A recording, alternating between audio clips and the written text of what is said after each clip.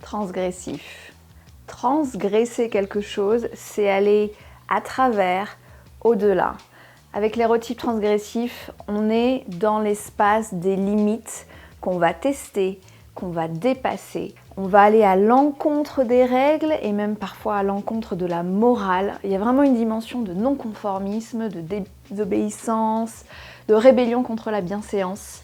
Donc ça peut être un petit peu challengeant, c'est pour ça que c'est l'érotype qu'on a souvent le plus de mal à reconnaître en soi. Ma théorie, c'est qu'on a tous du transgressif en nous et que c'est fascinant à explorer. Donc je t'invite vraiment à suspendre ton jugement et à plonger avec moi dans cet univers dont on parle assez peu.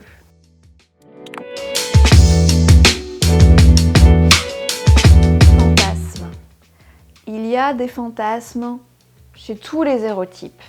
Ils ont tous une coloration différente et aussi un poids différent dans la sexualité. Avec l'érotype transgressif, les fantasmes prennent beaucoup de place.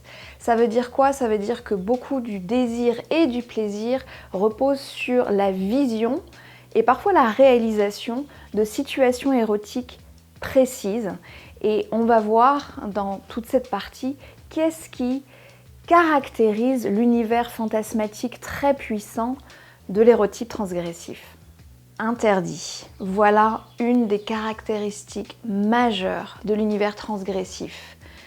Interdit, c'est ce qui n'est pas acceptable par le collectif. Ça va varier vraiment d'une personne à une autre, mais ce que ça va amener, c'est une notion un petit peu de danger, de risque.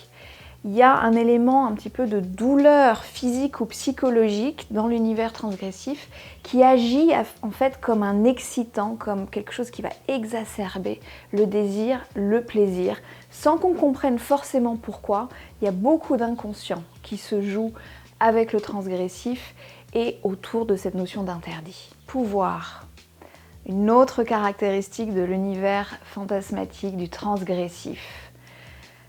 Pouvoir, ça veut dire qu'il va y avoir des rôles dans ces scénarios fantasmatiques qui sont importants pour le transgressif. Et dans ces rôles, on va souvent trouver une personne en situation d'autorité, de domination, et une autre personne en situation de faiblesse, de soumission, voire d'humiliation. Je sais, ça peut paraître difficile à comprendre, mais ça s'explique vraiment psychologiquement. Et il va se jouer quelque chose dans ces rapports de pouvoir et c'est ça qui va créer l'excitation, l'intensité, le plaisir.